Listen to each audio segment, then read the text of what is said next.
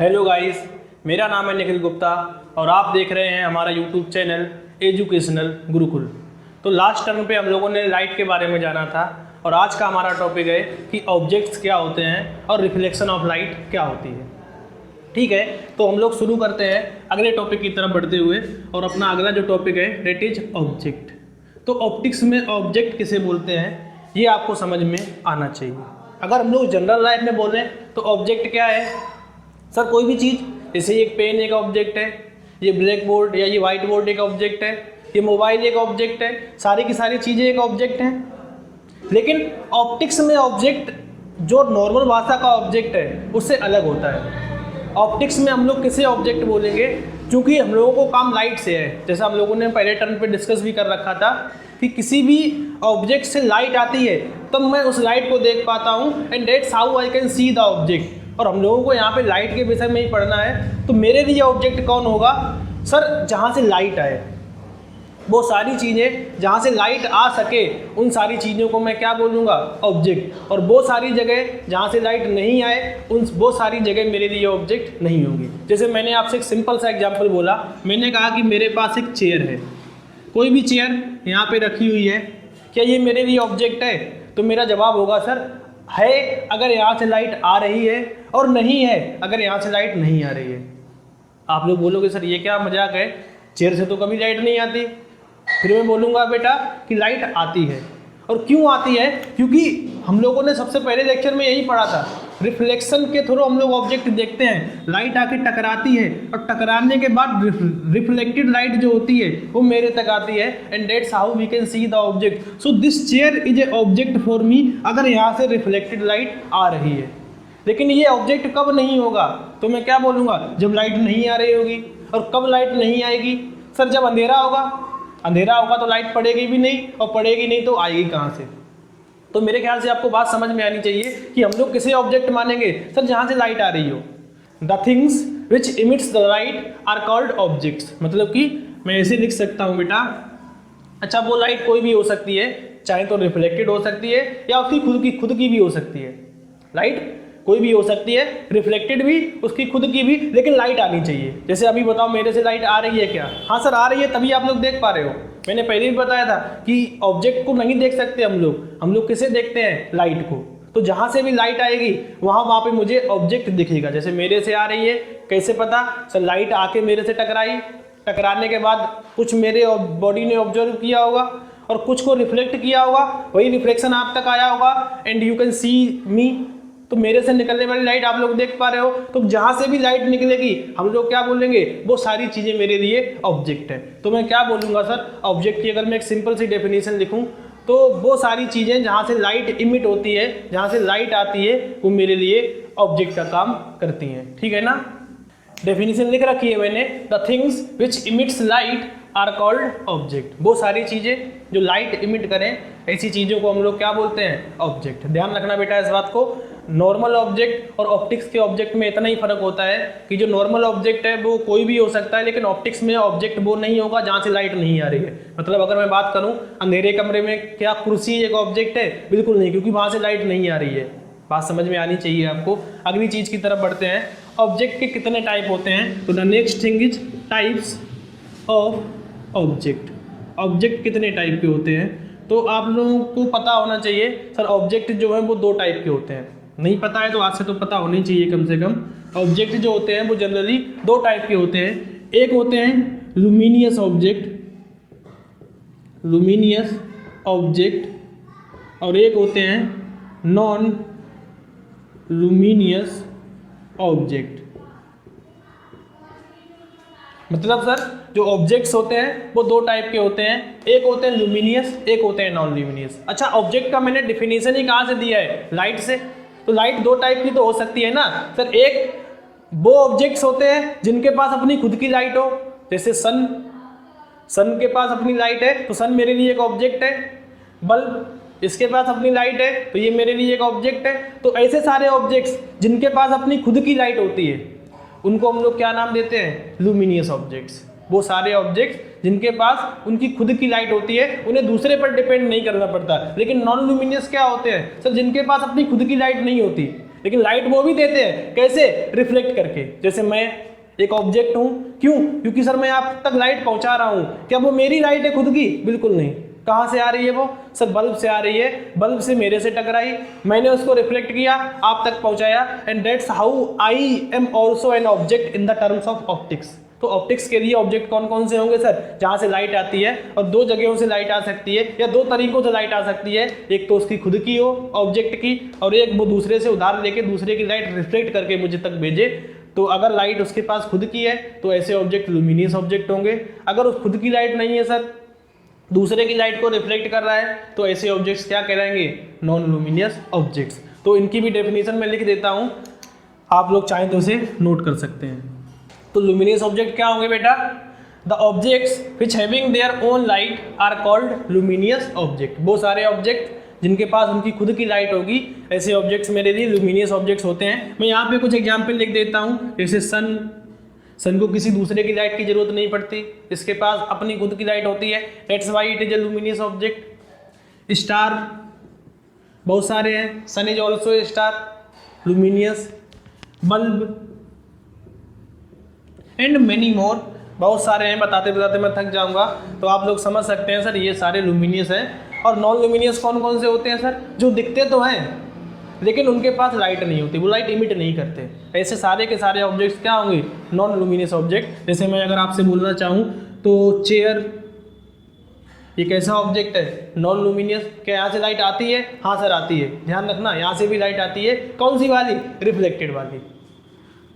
Chair और भी बहुत सारे हैं, बॉल, ETC, ये सारे मेरे लिए एग्जाम्पल हैं। तो आपको समझ में आना चाहिए सर ऑब्जेक्ट क्या होगा मेरे लिए जहाँ से लाइट आती है। ये दो टाइप के होते हैं, एक लुमिनियस, एक नॉन लुमिनियस। लुमिनियस की डेफिनेशन मैंने लिख रखी है, the objects which having it their own light are called luminous object. और दूसरी आप लोग बना के लिख सकते हो नॉन लुमिनियस की, the objects which don't have their own light are called non luminous objects. बात समझ में आनी चाहिए आपको। एग्जाम्पल्स मैंने आपके सामने लिख रखे हैं। एक खास बात जो आप लोग चाहो तो नोट पॉइंट बना के भी लिख सकते हो, मैं यहाँ पे लिख दे रहा हूँ कहीं पे भी एक नोट। और नोट क्या है बेटा कि जो मून है वो कैसा ऑब्जेक्ट है? आप लोग गेस करके बताओ फटाफट, वीडियो को पॉज करो और सोचो कि मून कैसा ऑब्जेक्ट है।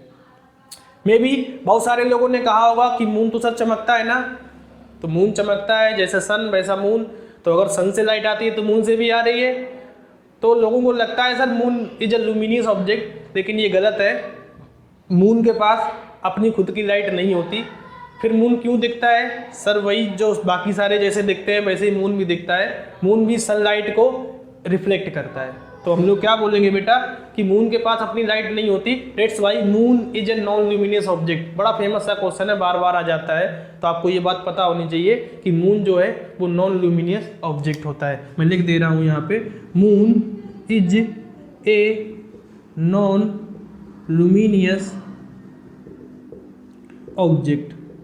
मून जो है वो एक नॉन लुमिनियस ऑब्जेक्ट होता है। इस बात को आप लोग स्टार बना लें और हम लोग बढ़ते हैं अगले टॉपिक की तरफ। ये सब कुछ है मेरा ऑब्जेक्ट के बारे में। अब हम लोग पढ़ेंगे रिफ्लेक्शन ऑफ लाइट को।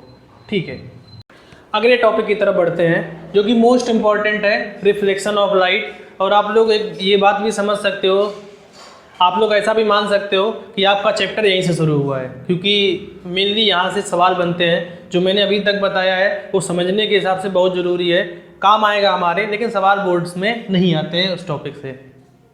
तो रिफ्लेक्शन ऑफ लाइट यहाँ से शुरू करते हैं हम लोग। क्या होता है रिफ्लेक्शन? तो बड़ा सिंपल सा है सर, आप लोगों ने देखा भी होगा, रिफ्लेक्शन ऑफ साउंड के बारे में पढ़ा भी होगा। रिफ्लेक्शन का मतलब क्या है? टकरा के वापस आना।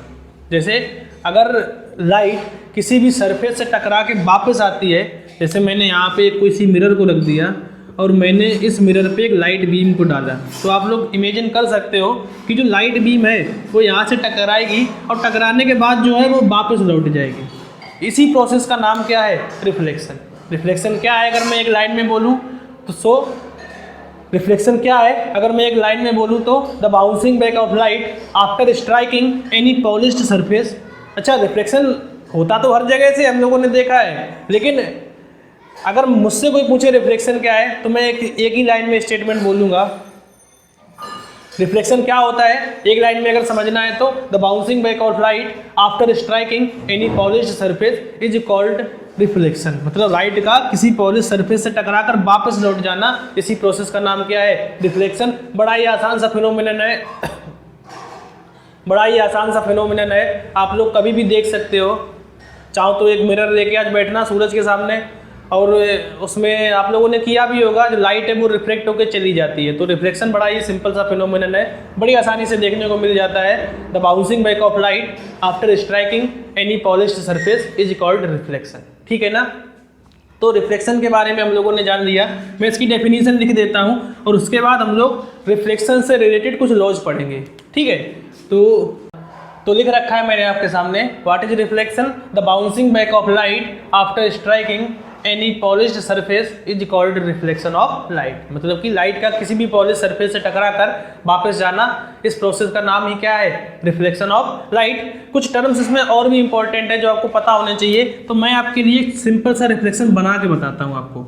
जैसे मैंने कहा this is a plane mirror, mirror समझते होगे आप लोग, जिसमें इमेज देखते हैं, और मैंने इस पर एक लाइट रे डाली, तो आप लोग क्या बोलोगे, सर ये लाइट रे जो है वो यहाँ से इंसिडेंट होगी, यहाँ पे टकराएगी, और टकराने के बाद सर ये वापस चली जाएगी। ठीक है ना, इसी को तो रिफ्लेक्शन बोलते हैं। हम लोगों ने अभी भी पढ़ा है, लाइट का टकरा के वापस जाना, इस प्रोसेस को हम लोग क्या बोलते हैं, रिफ्लेक्शन। थोड़ा सा गंदा बन गया डायग्राम, मैं इसको साफ कर ठीक कर देता हूँ। हाँ, ये रहा मेरा परफेक्ट रिफ्लेक्शन, लाइट का आना, टकरा के चला जाना। इसमें कुछ टर्म्स हैं जो आपको पता होने चाहिए, मैं एक एक करके उन टर्म्स के नाम लेता हूँ। तो सबसे पहली चीज़ है इंसिडेंट लाइट रे।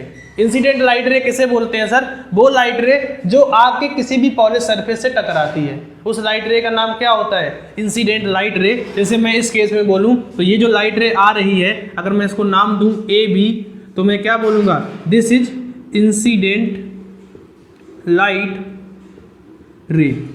इंसिडेंट लाइट रे का मतलब क्या है सर, जो आने वाली लाइट है उसे हम लोग इंसिडेंट लाइट रे बोलते हैं। ठीक है ना बच्चों। अगली चीज जो है वो है रिफ्लेक्टेड लाइट रे। तो जो रे टकराने के बाद वापस जाती है, उस रे को बच्चों रिफ्लेक्टेड लाइट रे बोलते हैं। तो this is called reflected light रे। तो दो टर्म जो आपको पता होने चाहिए सर, दो टर्म जो आपको पता होने चाहिए बच्चों, वो क्या क्या है। सबसे पहला तो इंसिडेंट लाइट रे, दूसरा रिफ्लेक्टेड लाइट रे। व्हाट इज इंसिडेंट लाइट रे, सर जो रे आती है। व्हाट इज रिफ्लेक्टेड लाइट रे, जो रे टकरा के जाती है। तीसरी चीज सर, ये जो मैंने बना रखा है एक परपेंडिकुलर लाइन, सरफेस के परपेंडिकुलर लाइन, परपेंडिकुलर का मतलब 90 डिग्री, तो सरफेस से 90 डिग्री पे ये एक लाइन है, इसको हम लोग बोलते हैं normal. This is called normal. Normal क्या होता है सर, पॉइंट ऑफ इंसिडेंट पे, अच्छा जहाँ पे लाइट टकराती है, इसको भी मैं क्लियर कर देता हूँ, जहाँ पे लाइट टकराती है इसको हम लोग बोलते हैं पॉइंट ऑफ इंसिडेंट। जो पॉइंट ऑफ इंसिडेंट का मतलब क्या है सर, वो जगह, वो पॉइंट जहाँ पे इंसिडेंट लाइट रे आके हिट करती है, वहीं से रिफ्लेक्टेड लाइट रे चली जाती है। नॉर्मल क्या होता है बेटा, पॉइंट ऑफ इंसिडेंट पे जो मिरर है उसके परपेंडिकुलर एक लाइन, एक इमेजिनरी लाइन, इसे हम लोग नॉर्मल बोलते हैं। ठीक है ना। अगली चीज़ है आपके लिए sir angle of incidence. This is called angle I, और उसको हम लोग बोलते हैं एंगल ऑफ इंसिडेंट। मैं फिर से बता दूं आपको, अगर ठीक से बताऊं तो सर जो इंसिडेंट लाइट रे है, इंसिडेंट लाइट रे और नॉर्मल, इनके बीच के एंगल को हम लोग बोलते हैं एंगल ऑफ इंसिडेंस। ठीक है ना, एंगल ऑफ इंसिडेंस। और जो एंगल होता है नॉर्मल और रिफ्लेक्टेड लाइट रे के बीच का, इसको हम लोग बोलते हैं angle of reflection, angle of reflection. तो ये सारी की सारी चीज़ें आपको समझ में आनी चाहिए। ये डायग्राम मैं आपको फिर से बना के दिखा दूंगा, लेकिन जो टर्म्स हैं वो आपको समझ में आने चाहिए sir. What is incident light रे, जो आ रही है उसे हम लोग इंसिडेंट लाइट रे बोलते हैं। What is normal, sir point of incident पे सरफेस के परपेंडिकुलर इमेजिनरी लाइन, इसको हम लोग क्या बोलते हैं, पॉइंट ऑफ इंसिडेंट। अगली चीज रिफ्लेक्टेड लाइट रे, जो टकराने के बाद लाइट रे जाती है उसे हम लोग रिफ्लेक्टेड लाइट रे बोलते हैं। What is angle of incidence, तो the angle between incident light ray and normal is called angle of incidence. What is angle of reflection, the angle between reflected light ray and normal is called angle of reflection. And what is normal? A imaginary line perpendicular to the surface is called normal. इतने सारे term कम से कम आपको पता होने चाहिए। तो मैंने आपके लिए जो रिफ्लेक्शन है उसका एक क्लियर डायग्राम बना के रखा है, आप लोग इसमें देख सकते हो, ज़्यादा अच्छे से आपको समझ में आएगा। सबसे पहले जो अलग अलग चीज़ें हैं उनके टर्म्स के नाम आपको पता होने चाहिए। दिस इज इंसिडेंट लाइट रे। अच्छा, इंसिडेंट लाइट रे को पहचाने कैसे? सर ये भी तो हो सकती है ना इंसिडेंट, तो सिंपल है सर, एरो से। जो एरो है वो मुझे लाइट रे की डायरेक्शन को बताता है। जैसे एरो इस तरफ है का मतलब क्या है? लाइट मिरर की तरफ आई, और यहाँ पर जो बेटा एरो उधर की तरफ है मतलब लाइट जो है वो उधर की तरफ गई। ठीक है ना? तो एरो से पता चलेगा कि कौन सी लाइट इंसिडेंट लाइट रे है और कौन सी लाइट रिफ्लेक्टेड लाइट है। बहरहाल टर्म्स आपको पता होने चाहिए सर। जो लाइट आ रही है उसको हम लोग इंसिडेंट लाइट रे बोलते हैं, जो लाइट जा रही है उसको हम लोग रिफ्लेक्टेड लाइट रे बोलते हैं। दिस इज नॉर्मल, जो परपेंडिकुलर लाइन है इस सरफेस के जहाँ पे लाइट आके टकराती है उसको हम लोग पॉइंट ऑफ इंसिडेंट बोलते हैं। This is angle I, angle of incidence, and this is angle R, angle of reflection. ये सारी की सारी चीज़ें आपको पता होनी चाहिए। ठीक है, तो अब आगे बढ़ते हैं हम लोग और अगले टॉपिक की तरफ बढ़ते हैं जिसका नाम है लॉज ऑफ रिफ्लेक्शन। तो लॉज ऑफ रिफ्लेक्शन क्या होते हैं बेटा? सिंपल है सर, रिफ्लेक्शन जो है वो रेंडम प्रोसेस नहीं है। रेंडम का मतलब मैं अगर अच्छे से बताऊं आपको तो मैंने कहा सर कि अगर मैंने लाइट रे को यहाँ इंसिडेंट कराया किसी भी सरफेस पे, जैसे ये रही मेरी सरफेस और मैंने इस पे लाइट रे को इंसिडेंट कराया, तो आप लोग क्या देखोगे सर कि ये जो लाइट रे है वो टकराने के बाद ऐसा नहीं है कि सर कहीं भी चली जाए। मतलब रिफ्लेक्शन जो है वो रेंडम प्रोसेस नहीं है, it is not a sudden process, it is a fixed process. मतलब रिफ्लेक्शन जो है वो एक फिक्स प्रोसेस है। लाइट रे को टकराकर एक पर्टिकुलर डायरेक्शन में जाना पड़ेगा अगर रिफ्लेक्शन हो रहा है, और उसी को समझने के लिए हम लोग रिफ्लेक्शन के लॉज पढ़ते हैं। तो लॉज का मतलब क्या है? वो बातें जो रिफ्लेक्शन फॉलो करता है। ठीक है ना? मतलब रिफ्लेक्शन जिन्हें नहीं तोड़ सकता वो सारे लॉज को या उन सारी बातों को हम लोग लॉज ऑफ रिफ्लेक्शन के अंदर पढ़ते हैं। 2 लॉज हैं, ज़्यादा नहीं है, तो आपको लॉज ऑफ रिफ्लेक्शन पढ़ने हैं जो कि केवल 2 हैं। क्या क्या है वो, मैं वहीं से शुरुआत करता हूँ। What are laws of reflection? तो पहले मैं लिख देता हूँ फिर आप लोगों को समझाऊंगा। तो रिफ्लेक्शन के बेटा 2 लॉ होते हैं और पहला लॉ मैंने आपके सामने लिख रखा है, बड़ा ही आसान, बड़ा ही सिंपल, एक लाइन का स्टेटमेंट है। क्या होता है रिफ्लेक्शन का पहला लॉ? तो सर सिंपल है, the angle of incidence is always equal to angle of reflection. मतलब सर लाइट जिस एंगल पे आएगी लाइट को उसी एंगल पे जाना पड़ेगा, ऐसा नहीं है कि लाइट कहीं भी चली जाए। तो जो पहला लॉ है वो बड़ा ही आसान है सर, एंगल आई जो होता है वो एंगल आर के बराबर होता है। Angle of incidence is always equal to angle of reflection. अच्छा बेटा ध्यान रखना, ये सारी चीज़ें केवल सुननी नहीं है, कॉपी लेके बैठा करो और इनको लिखना भी है आपको। ठीक है ना? और बोर्ड ने जैसा कि इस बार अनाउंस कर भी रखा है कि बिल्कुल रटने वाले क्वेश्चन नहीं आएंगे, कॉन्सेप्चुअल क्वेश्चन आएंगे। तो ये सारी चीज़ों को समझना भी जरूरी है, क्योंकि जब तक आप लोगों को कॉन्सेप्ट नहीं पता होगा कॉन्सेप्चुअल क्वेश्चन कर पाना थोड़ा सा मुश्किल है। और आप लोग तो नेक्स्ट ईयर के लिए प्रिपरेशन कर रहे हो, तो तब तक तो कोरोना भी चला गया होगा और आप लोगों को और मुश्किल आने वाली होगी। ठीक है ना? तो कोशिश करो सारे के सारे कॉन्सेप्ट को समझने की, कॉपी किताब जो कुछ भी है सब कुछ लेके बैठा करो, और जैसे लाइव क्लास हो रही है बिल्कुल उसी प्रकार से यहाँ पे भी आपको पढ़ाई करनी है। तो पहला लॉ क्या है? एंगल ऑफ इंसिडेंस जो होता है वो एंगल ऑफ रिफ्लेक्शन के बराबर होता है, angle I is equal to angle R. ठीक है, दूसरा लॉ क्या है सर? दूसरा लॉ भी बड़ा आसान है कि जो इंसिडेंट लाइट रे है, जो रिफ्लेक्टेड लाइट रे है and normal, incident light ray, reflected light ray and normal all lies in same plane. बात समझ में आई? मैं लिख देता हूं पहले, इंसिडेंट लाइट रे, आप लोग चाहो तो साथ में भी लिख सकते हो, incident light ray comma reflected light ray and normal all lies in same plane.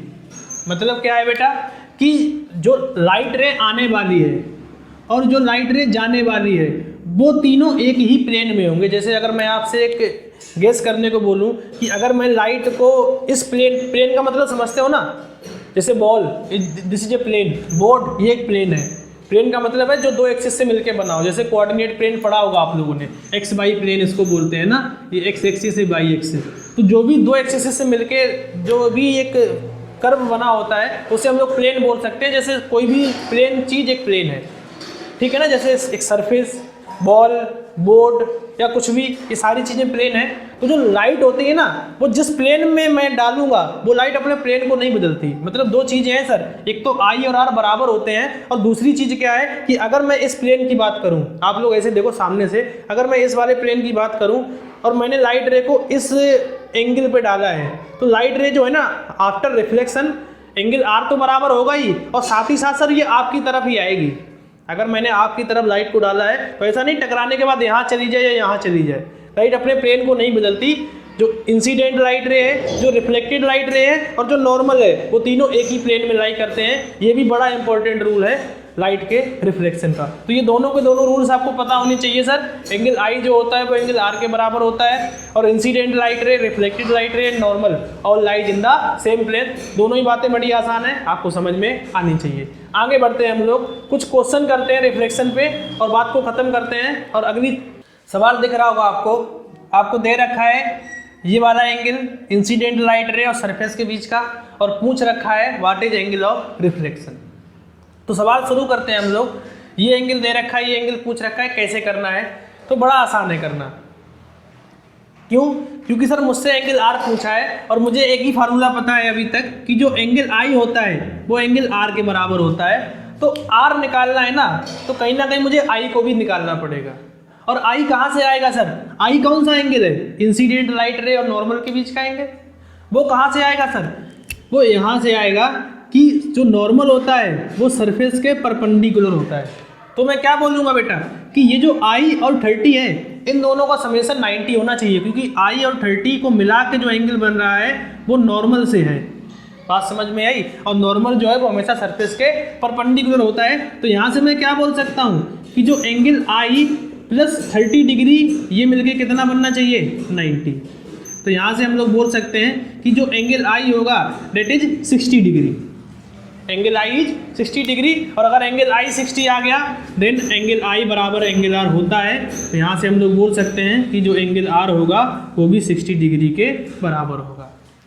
बात समझ में आई? ऐसे छोटे मोटे बहुत सारे क्वेश्चन आ सकते हैं, तो इनको आप लोग किताब से सॉल्व करेंगे।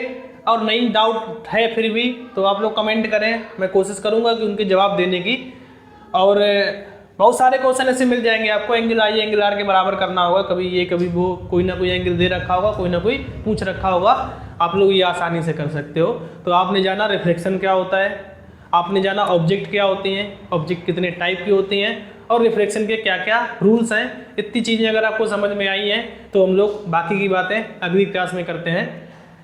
चैनल को लाइक भी कर सकते हैं आप लोग, शेयर और सब्सक्राइब करें, जिससे कि हम लोग ज़्यादा से ज़्यादा लोगों तक पहुंच पाएँ। Thank you very much for joining the class and